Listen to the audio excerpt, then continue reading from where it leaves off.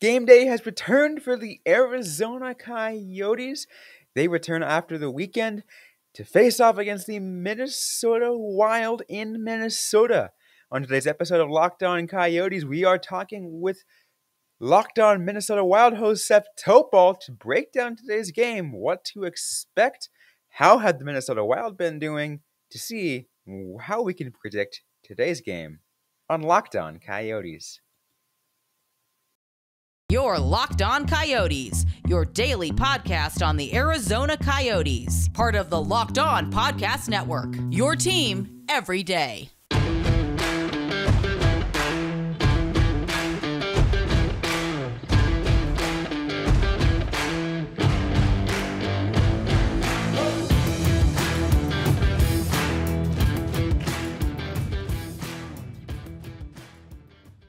Welcome to a special crossover episode of Locked On Wild and Locked On Coyotes, part of the Locked On Podcast Network, your teams every day.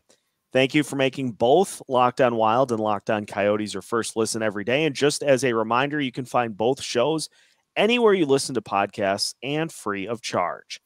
On today's episode, we preview tonight's matchup against the Arizona Coyotes and the Minnesota Wild by taking a look at how the Coyotes have been doing to finish off the regular season. We discuss Jack McBain and plenty of Wild topics as well.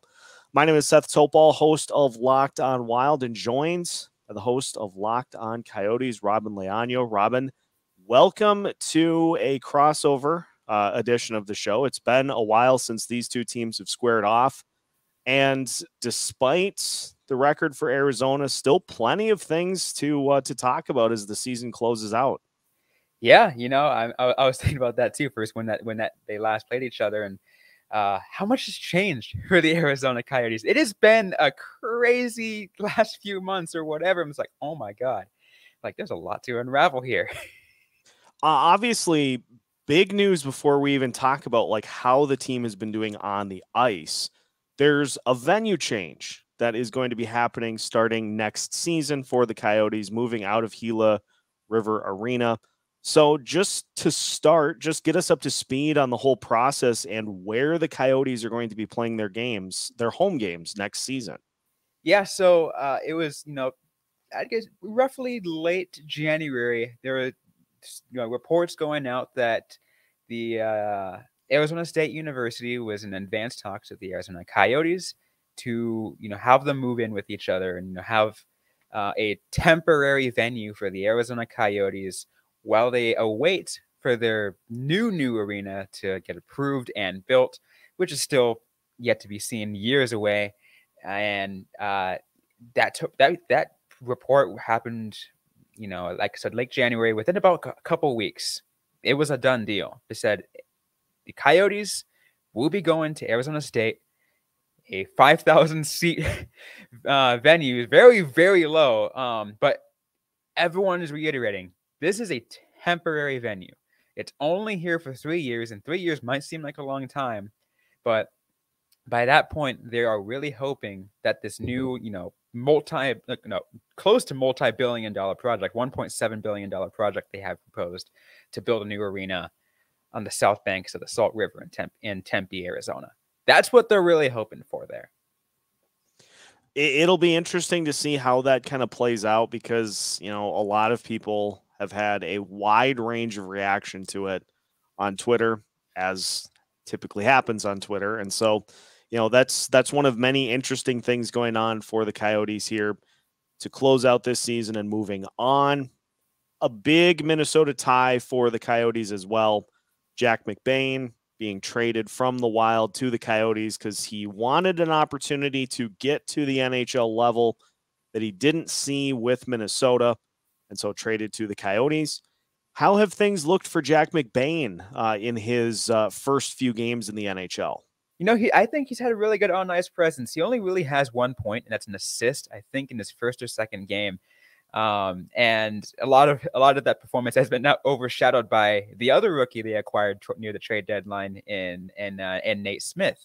But I think we still shouldn't discredit what he's been doing. He looks somewhat comfortable there. Obviously, he's still got some to go, but I like what he's doing, and I think one of the things that is important that I talk with my listeners all the time is for the Arizona Coyotes that this season has been a season of proving yourself. It's a season where every single player on this team has something to prove, whether you're on a long-term contract, whether you're on a contract year, or you're trying to fight for, to play another year, or whatever it might be, to maybe get a trade or whatever.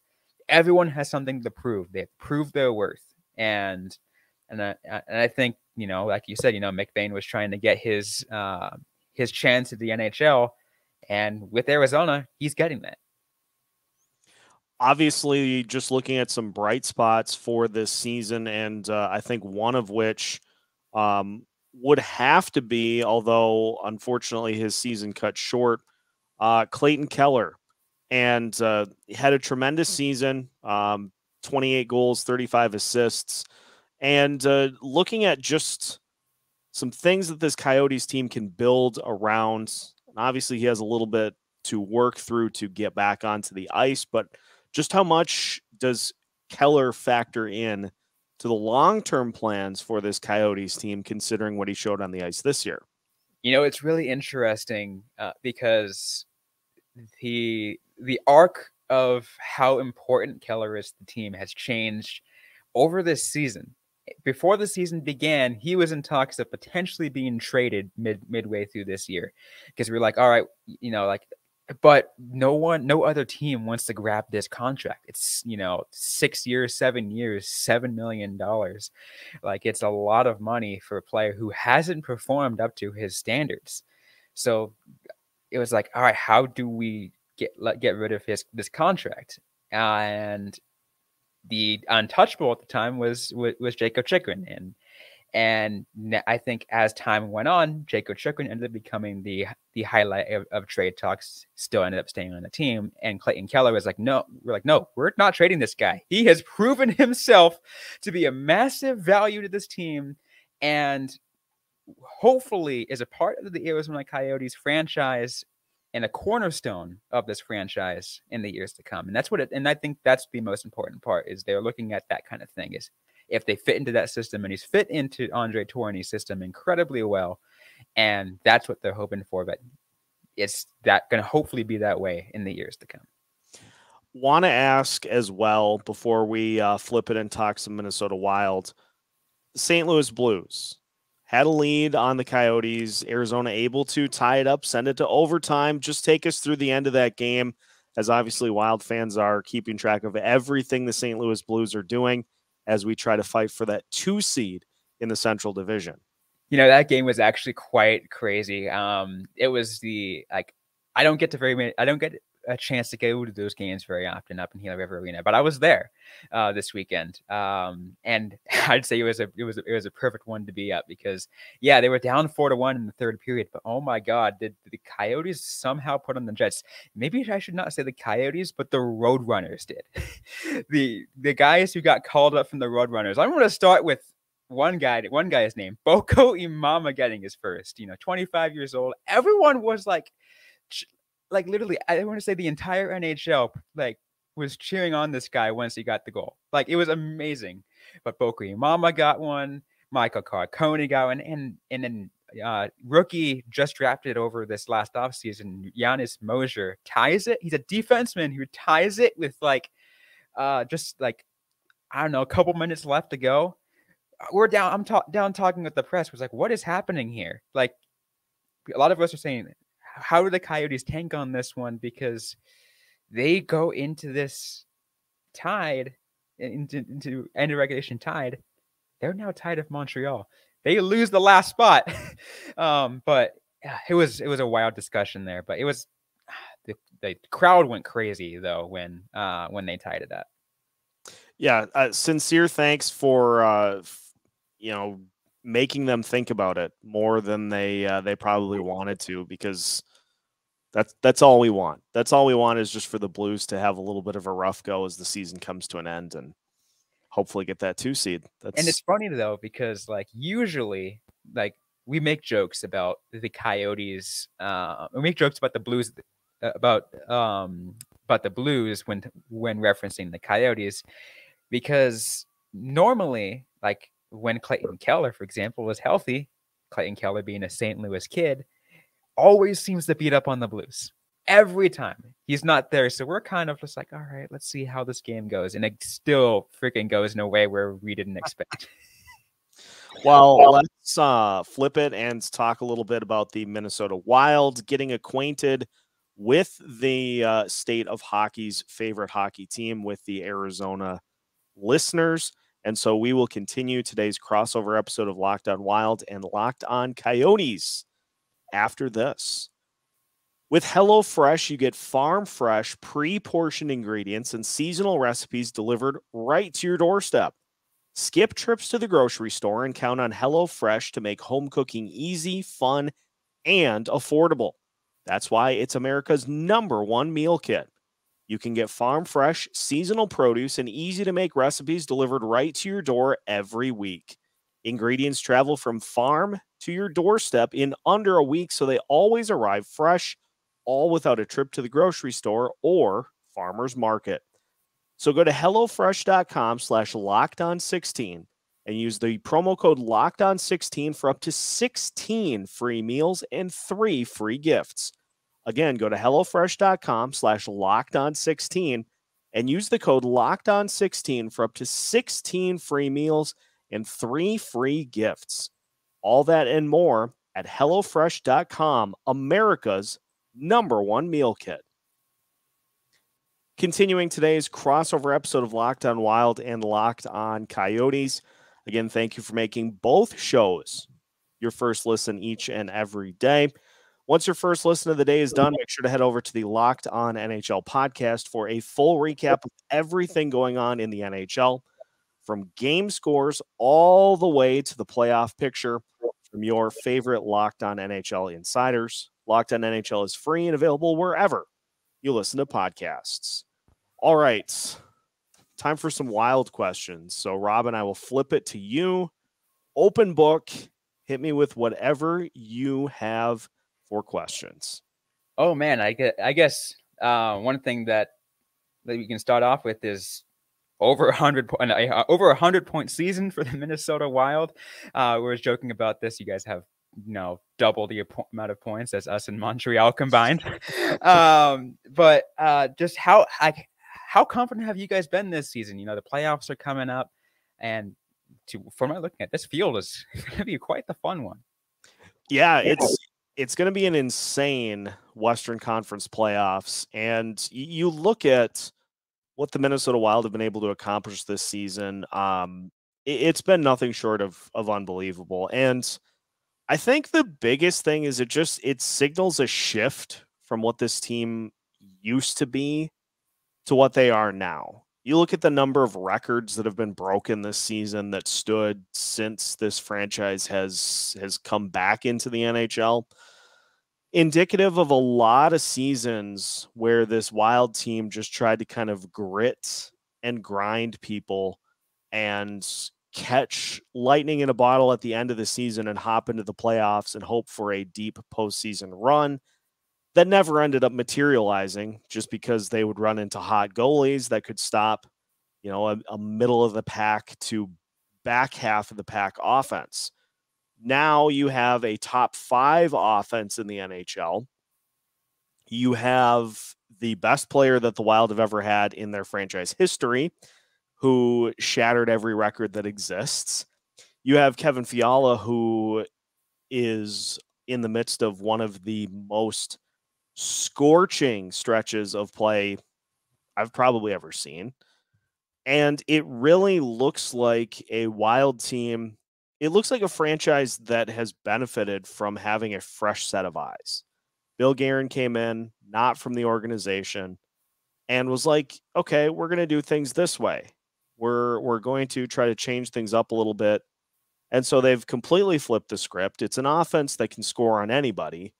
And if they continue to play the way that they have and continue to get players back from injury, they are a problem. And you look at the line, the Joel Eriksson-Ek line, one of the best defensive lines in the entire NHL. So they have a shutdown line. They have two good scoring lines, and then they have a line that can fight anybody on the ice that they need to. It really feels like a team that was built for a deep postseason run this year. And I can't wait to see it get started, because it feels like everything has kind of come together for this team to where a deep postseason run is kind of the expectation. It's kind of expected that this team is going to go one or two rounds. And so we hope they do. If they don't, it's going to be super disappointing, but I have a feeling they will. A lot of the highlight this season for the Minnesota Wild has definitely been on Kirill Kaprizov. Like I don't think there's a person out, like in the NHL who's not following this kid. Like what like how much of an impact have you felt he has added to this team? Oh, he's changed the franchise. I mean, it's crazy to me that the single season points record for the Wild before this season was 83, and that stood for like 15 years. And in his second season in the NHL, he shatters it. Like not only does he best it, like he is the first player in franchise history to get 100 points. Shattered the goals record in a single season, the assists record in a single season. Like he is far and away the best player this franchise has had. And that's with names like Marian Gaborik, Mikko Koivu, Zach Parise, on and on down the list.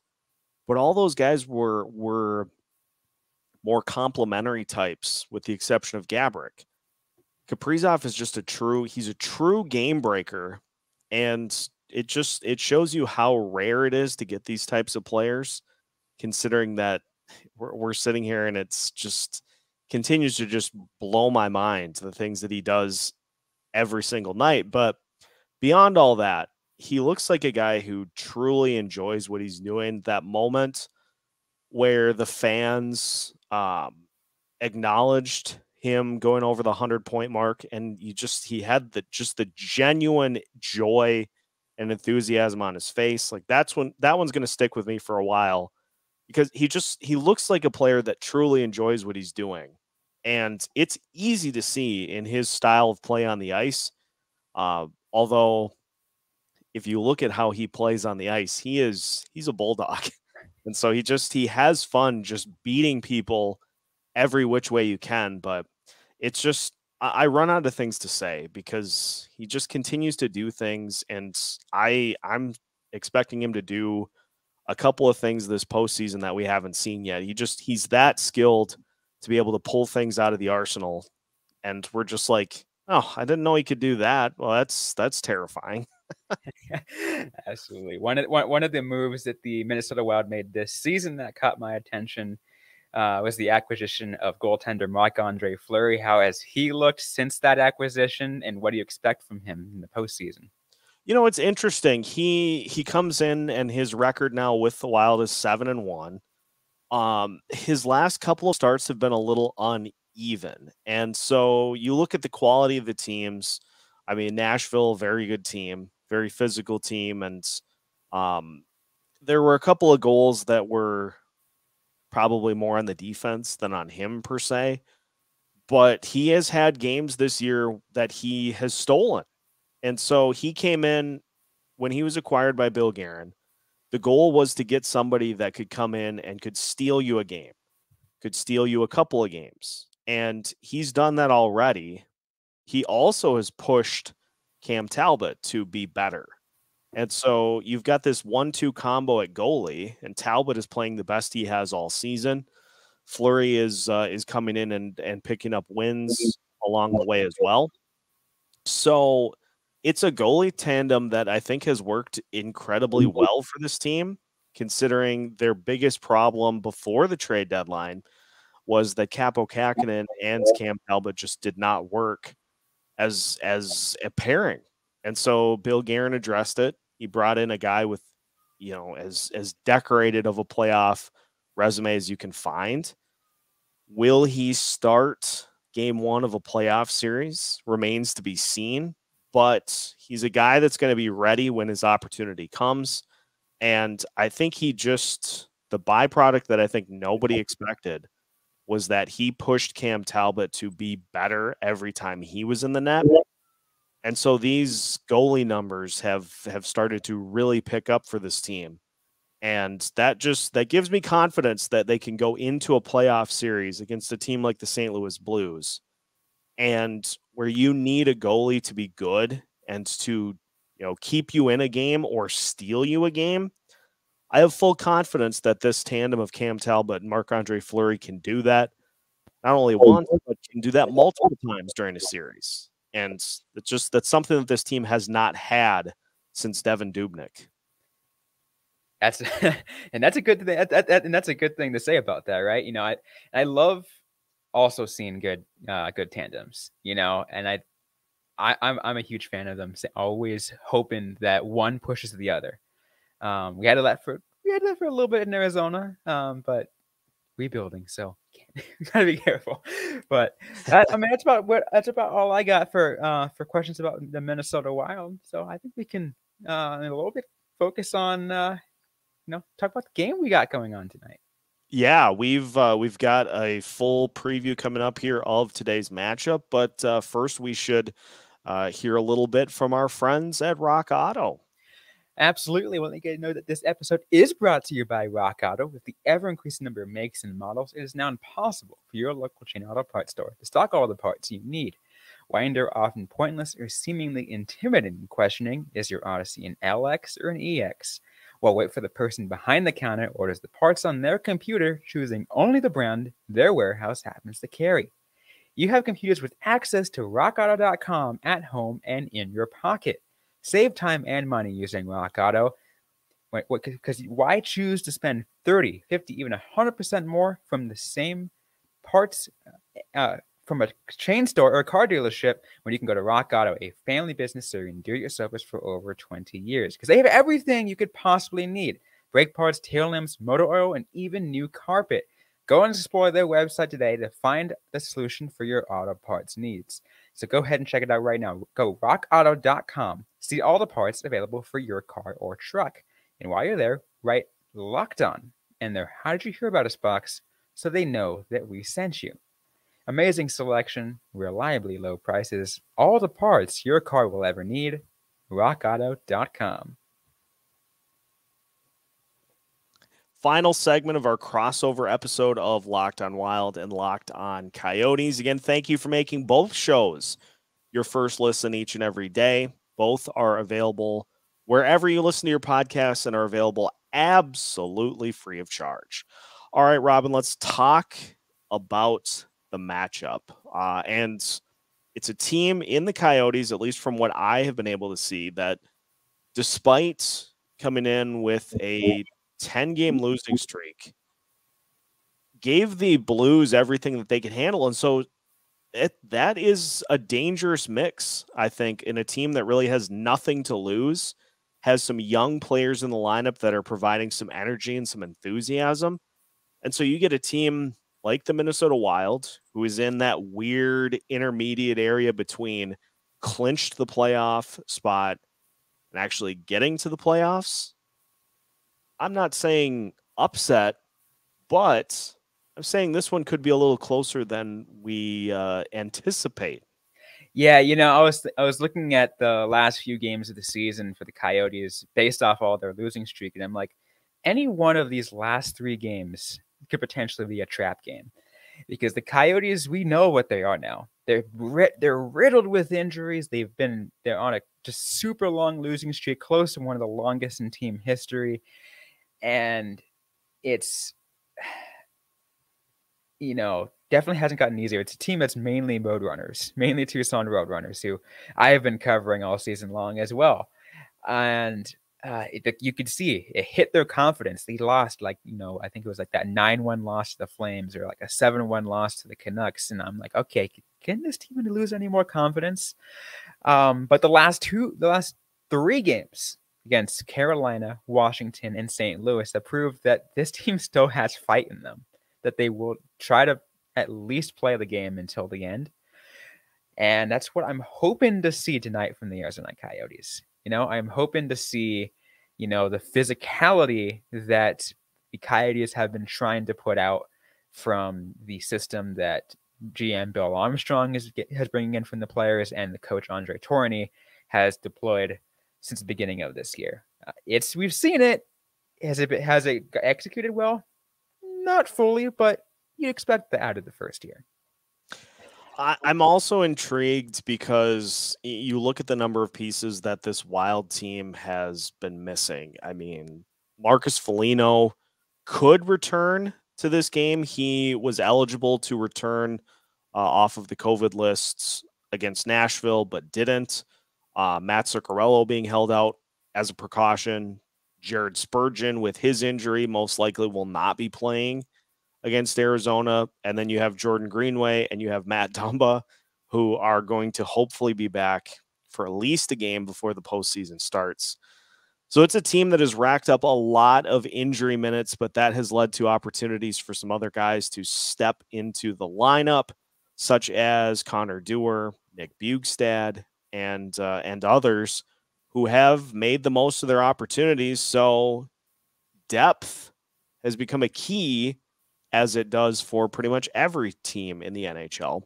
Depth is going to be a key in this one, and I think the Wild have enough depth to where they can still make this one a fight and still end up coming out on top.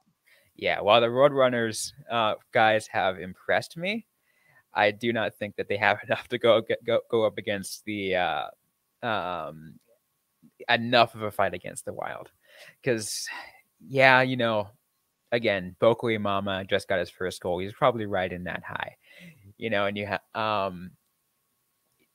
other players. I'm trying to think in my head that have made their debuts. I want to say the Coyotes have had 10, 11 or whatever, 8 Roadrunners players make their NHL debuts just this season alone. And all that because I think 521 games lost to injury from this year for the Arizona Coyotes, which is by far the most in the NHL. It is absolutely insane. But yeah, I'm with you. Depth will make a difference. The Coyotes do not have a lot of depth as a rebuilding team. Again, you expect that. There's no way in this game I can see the Coyotes coming out on top. I know you have a bit courtesy of our friends at BetOnline that you typically work in for game previews. So let's go to that, and I will be happy to assist once I get a little bit of the lowdown on how it works. Absolutely. For your Minnesota listeners, we do a BetOnline picks of the game. I read the lines, and total points and everything like that, and we make a pretty educated guess based off of what we talked about all episode long, where this game will fall within those trends. I have not been doing great to end the year, but let's take a look at the odds and see if maybe I can go out a change. Minnesota Wild are 1.5 favorites in this game with a money line set at -530. This is probably the biggest tilt I've seen in quite some time in favor of the Wild. Total points 6.5, so higher than normal. I mean, higher than what we normally see this season, but roughly and on par with the rest of the games the Coyotes have had this month. And I will let you try to take some picks on this one, because this is an interesting one. Yeah, I look at the 1.5 to start, and I feel like this is something like a 4-2 or a 5-2 win. So I probably would be comfortable taking the Wild at -1.5. I think the last time these two teams matched up, it was 5-1, I believe, was the score. So even considering the better fight over the last 3 or 4 games, I still would be looking at probably, I'll say 5-2. So I'll take the Wild to cover that 1.5. I was going back and forth on this as well, and I'm trying to think, can the Coyotes redo go at the same pace as they did against Carolina, Washington, and St. Louis? Because 3 games in a row of keeping it close was more than I would have anticipated. But to me, based off the rest of the games, I think those 3 games were kind of a different one. I think mainly because of a couple of them were home games, which does make a difference, even though it was only half capacity the last couple of games, 12,000 fans. But I think that still makes a difference. This is the case where I think the Coyotes will find themselves in a similar position where it was in the other games, because other than those games, most of the games this month, the Coyotes have a problem scoring more than 2 goals in the game. That's just the fact of the matter all season long. I have a feeling too that the Arizona Coyotes are going to put a start in for Harri Seturi, because he's hasn't had enough starts. Vejmelka's kind of paid his dues. So 3 games left, might as well just throw Seturi in there. He doesn't perform well in my prediction. I'm predicting on this one 5-2 Minnesota Wild. So I'm giving the points to Minnesota Wild, and it's going over on those total points.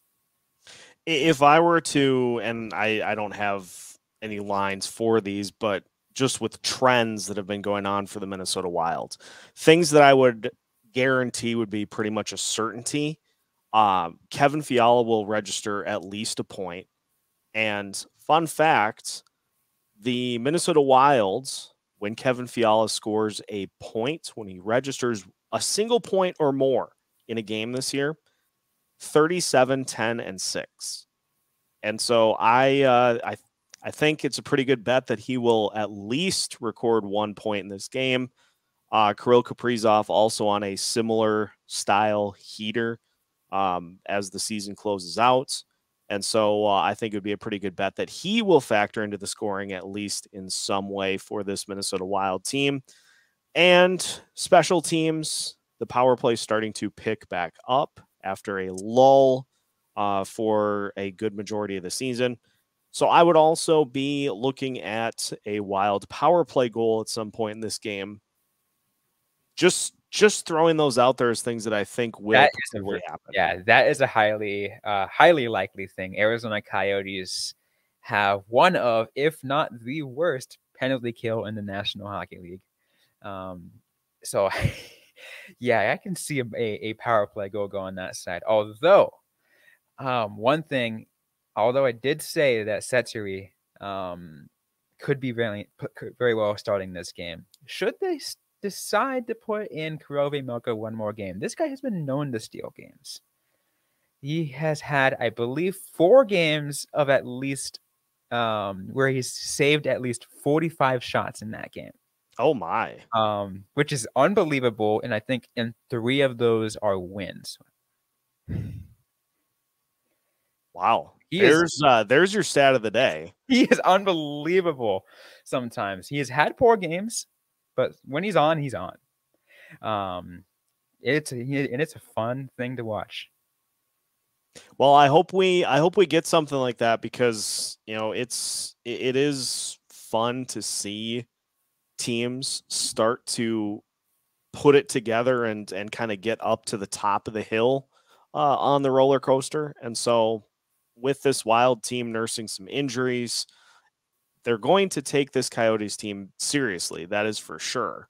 But if they don't, especially early, Arizona could get, like they did in the last meeting, could get that first goal, to where then the Wild have to respond in a similar way that they did against the Kraken. But all in all, should be a fun matchup between these two teams. The final matchup of the regular season between the Wild and the Coyotes. Absolutely, and then that will be only Central Division teams left for the Coyotes too. So fun, absolutely fun. Should be a good way to close out the regular season. Well, that is also going to close out this crossover episode of Locked On Wild and Locked On Coyotes. So now that your first listen is finished, make sure that you, again, head to the Locked On NHL podcast for a full recap of everything going on throughout the NHL, including all of the possible playoff scenarios as we head down to the wire. Locked On NHL is free and available wherever you listen to your podcast, just like each of these shows, Locked On Wild and Locked On Coyotes. Make sure to follow both of us as hosts as well to give you as much intel on your favorite NHL teams as we possibly can, with new episodes every Monday through Friday as part of the Locked On Podcast Network. That's going to do it for today's episode of Locked On Coyotes.